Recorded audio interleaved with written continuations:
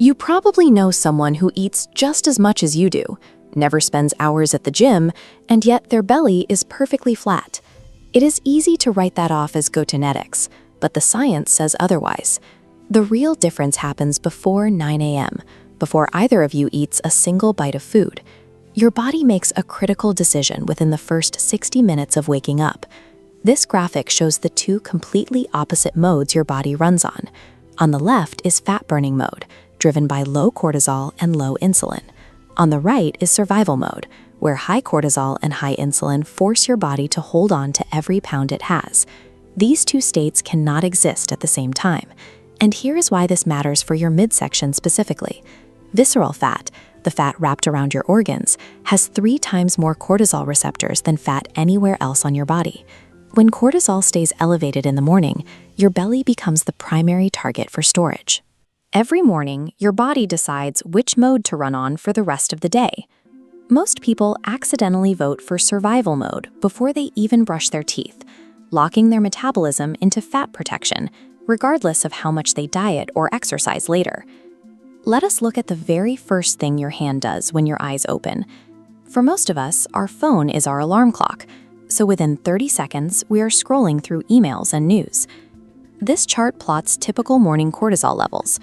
Your body naturally raises cortisol to wake you up, but your brain cannot tell the difference between a digital notification and a physical threat. When you check your phone at minute 0, it reads stimulation and urgency as danger, triggering a second violent spike in cortisol before your feet even hit the floor. Then comes the kitchen. Your eyes are barely open and you pour a cup of coffee because it feels like the only way to function. But you just spent 8 hours exhaling moisture without replacing a single drop. Look at this secondary line, tracking blood viscosity. Your dehydration is at its absolute peak, right at minute 0. Pouring a stimulant like caffeine into a dehydrated, high cortisol system is like throwing gasoline on a fire. It creates chemical signals your brain misreads as food cravings, leaving you feeling jittery and hungry by mid-morning. By minute 5, your choices have already determined your metabolic path.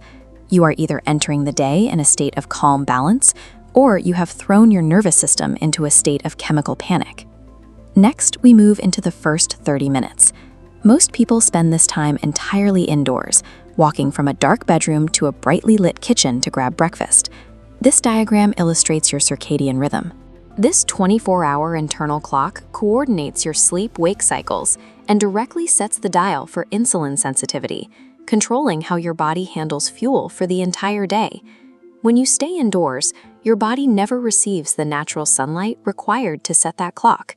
As you can see, without that light signal, the clock stalls out and your insulin sensitivity drops into the red zone. The same meal your body could normally handle now becomes a major trigger for fat storage. And speaking of that meal, eating the second you wake up interrupts a deeply valuable process. While you slept, your body finally started pulling energy from stored fat. The moment you eat, that overnight fat-burning window slams shut. Delaying your first meal and stepping outside for 10 to 30 minutes of natural light sets your internal clock. It primes your cells to process energy efficiently instead of aggressively storing it. Then comes the breakfast itself. Wellness influencers constantly promote oatmeal, fruit, and yogurt with honey as the responsible choice, right before you sit down at your desk or in your car.